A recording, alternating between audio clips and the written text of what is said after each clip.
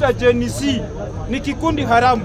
Mimi siwezi kuja hapa na kwanza kusema ati mimi kama Muislamu, sisi kama Waislamu, sisi tukatokea tena kikundi kingine sisi kama Wakristo, kutatokea na kikundi kingine sisi kama job group fulani.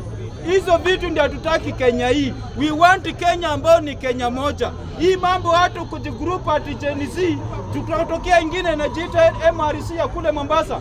Kutajitokeza ingine kule bandiki wa kuiba cattle westers wale wa kuiba ng'ombe. Waanza kujiweka kwa vikundi. Kutatokea ingine na jita Mungiki. Zianza kukuja wakijiita kwa tunataka inchi ambayo ni moja. So kwa hivyo kama wanajiita Gen Z, hiyo ni kikundi haramu.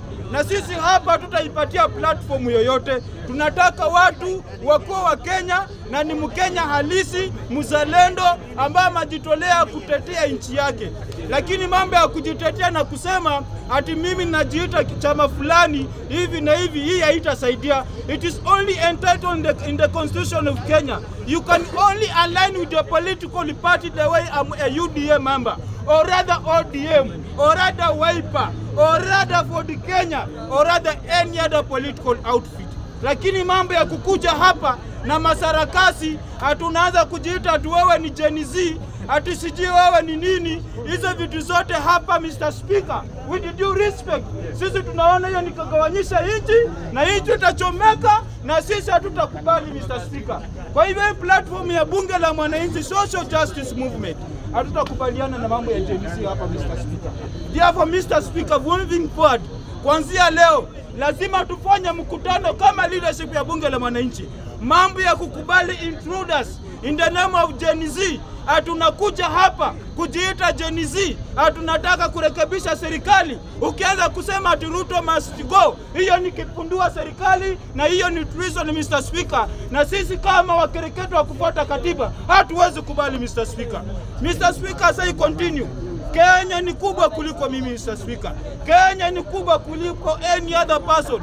It is only entitled in the Kenyan constitution kwamba mimi ni Mkenya na wewe ni Mkenya. Na tuko na responsibility ya nini? Ya kujenga nchi. Kulikuwa na watu wanasema ati ule mkubwa wa jeshi ati ile statement yenye alitoa ni mbaya. Hiyo statement yenye alitoa utakuja kuijua once ukifanya research ya South Sudan.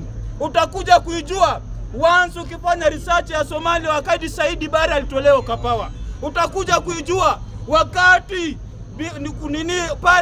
wale wa Rwanda na Burundi walikuwa kwa confusion. Utakuja kuijua wakati Obote alitumuliwa. Utakuja kuijua wakati DRC Congo ilikuwa kwa confusion. Kama kuna nchi imesimama Afrika, ni nchi ya hii Kenya.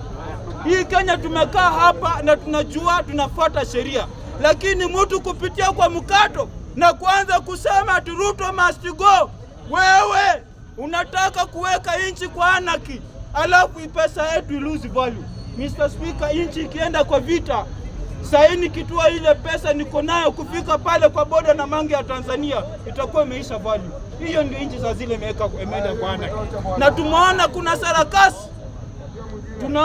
sarakasi. Kuna watu in the name of Gen Z. Na tumewaonea kwa kona mbali, tumewaonea kwa 18. Mnataka nchi ende kwa anarchy, na sisi hatutakubali. Maana sisi tuko na historia kwa mikono zetu. Tunajua Mr. Speaker, I come from a border county Mr. Speaker. Mr. Speaker, I come from a border county. Kulikuwa na wakati mtu alitoka kule Uganda na kahawa sacks, lakini anasema hii kahawa yetu hakuna pahali inaenda. Wakati Uganda ilikuwa kwa confusion, magunia 10 ya kahawa mtu alikuwa anapewa mkate moja, anatafuna pale kwa boda na maji, anamaliza anarudi kwao Uganda Mr. Speaker. Hatutaki kufika hapo, tukua valueless. Ifike wakati ati ile Kakuma penye watu wamelala foreigners in the name of refugees, ati sisi wa Kenya tuanze kutafuta boma ingine in the name of Gen Z, wenye wanataka kupitia kwa mkato ya kuvunja na kukatakata katiba Mr. Speaker. Mr. Speaker, hapa watu wanacheka wanakisema nitoke kwa flow, haijakupata na hujaona vita.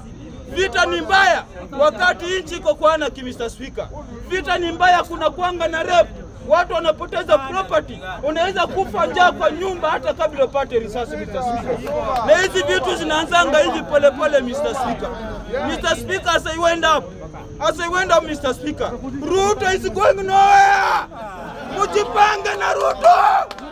Mujipange na Ruto! Ruto is there to stay. 10 years express. Ninaenda kutengeneza bana ya 10 years express. Hiyo nitaiweka hapa.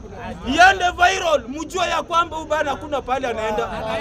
Ruto hakuna pale anaenda. Wewe kama umechoka na baba yako fukuze yeye kwa boma, lakini Ruto hakuna pale anaenda. Hakuna pale Ruto anaenda. Hiyo state house ifanyia hapo biashara mpaka miaka ni ngapi?